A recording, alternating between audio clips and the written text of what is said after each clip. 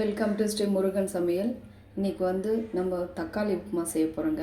அதுக்கு பார்த்திங்கன்னா நான் ஒரு கப்பு ரவை எடுத்திருக்கேன், ஒரு 10 முந்திரி பருப்பு, 3 பச்சை மிளகாய் கட் பண்ணி வச்சுருக்கேன், கொஞ்சம் கருவேப்பிலை, கொஞ்சம் கொத்தமல்லி, ஒரு பெரிய சைஸ் ஆனியன் கட் பண்ணி வச்சுருக்கேன், பழுத்து தக்காளியாக 2 தக்காளி கொஞ்சம் பொடிசாக கட் பண்ணி வச்சுருக்கேங்க. அது எப்படி செய்யுதுன்னு பார்க்கலாம். கொஞ்சம் ஆயில் சேர்த்துக்கலாம், ரவை சேர்த்துக்கலாங்க.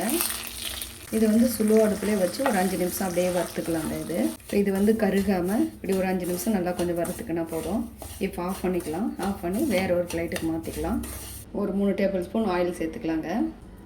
கடுகு சேர்த்துக்கலாம், ஒரு ஸ்பூன் கடலைப்பருப்பு சேர்த்துக்கலாங்க, 1/2 ஸ்பூன் உளுத்தம் பருப்பு சேர்த்துக்கலாம், ஒரு 1/4 டேபிள் ஸ்பூன் சீரகம் சேர்த்துக்கலாம், பச்சை மிளகாய் சேர்த்துக்கலாம், பருப்பு சேர்த்துக்கலாம், கொஞ்சம் கருவேப்பிலை சேர்த்துக்கலாம். இது எல்லாமே கொஞ்சம் வறுத்துக்கலாம், கொஞ்சம் வதங்கலாம்.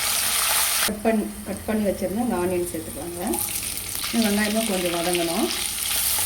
இது அப்படியே வதக்கிக்கலாம். வெங்காயம் இந்த அளவுக்கு வதங்கினா போதுங்க, ரொம்ப வதங்க வேண்டாம், பாதி வதங்கினா போதும். இப்போ தக்காளி சேர்த்துக்கலாம், ஒரு 1/2 ஸ்பூன் சால்ட்டு சேர்த்துக்கலாம், தேவையான அளவுக்கு.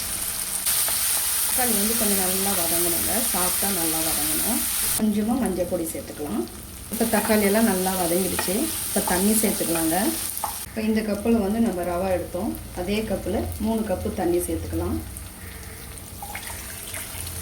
இப்போ இது கொஞ்சம் கொதிக்கணுங்க. அதுக்குள்ளே கொஞ்சம் உப்பு மட்டும் நம்ம செக் பண்ணிக்கலாம். உப்பு கொஞ்சம் குறைவாக இருந்தால் இன்னும் கொஞ்சம் சேர்த்துக்கலாம். ஒரு 1/2 ஸ்பூன் தனி மிளகாய் தூள் சேர்த்துக்கலாங்க. நம்ம காரத்துக்கு ஏற்ற மாதிரி சேர்த்துக்கலாம். இது அப்படியே கலந்துக்கலாம். உப்பு கொஞ்சம் குறைவாக இருக்குது, இன்னும் கொஞ்சம் சேர்த்துக்கலாம். சேர்த்துட்டு இதையும் இன்னொரு டைம் அப்படியே கலந்துக்கலாம். இப்போது நம்ம ரவை சேர்த்துக்கலாங்க. கொஞ்சம் கொஞ்சமாக சேர்த்துக்கலாம். இப்போ ஒரு 2 செகண்ட் இது நம்ம கைவிடாமல் அப்படியே கொஞ்சம் துழவிக்கினே இருக்கணும், இல்லைனா கட்டி போட்டுடும். துழவிட்டு அப்படியே கொஞ்சம் சுலோ அடுப்பில் வச்சுக்கலாம். இப்போ குறைச்சி வச்சுக்கலாங்க. அடுப்பு குறைச்சி வச்சு ஒரு 5 நிமிஷம் அப்படியே மூடி போட்டு விட்டுக்கலாம். நல்லா இது ஒரு வாட்டி கலந்துட்டு சுலோ அடுப்பில் ஒரு 3 to 5 நிமிஷம் மூடி போட்டு வச்சுக்கலாம். இப்போ ஓப்பன் பண்ணிடலாங்க.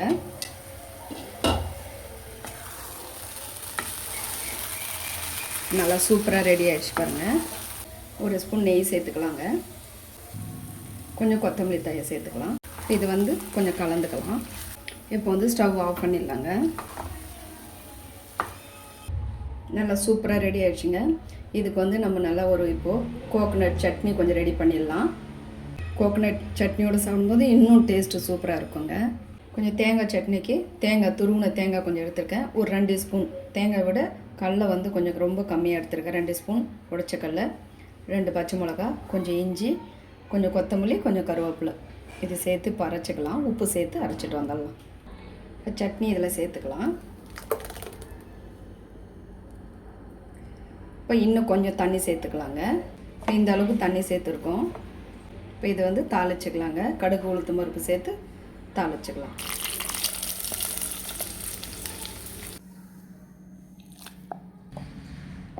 தக்காளி உப்புமா சூப்பராக ரெடி ஆகிடுச்சிங்க. இப்போ நம்ம சட்னி சேர்த்து சாப்பிட்டு டேஸ்ட்டு பார்த்துடலாம். தேங்காய் சட்னி தக்காளி உப்புமா சூப்பராக இருக்குங்க. டேஸ்ட்டும் ரொம்ப நல்லாயிருக்கு. இந்த வீடியோ உங்களுக்கு பிடிச்சிருந்தால் லைக் பண்ணுங்கள், ஷேர் பண்ணுங்கள், கமெண்ட்ஸ் பண்ணுங்கள், சப்ஸ்கிரைப் பண்ணுங்கள்.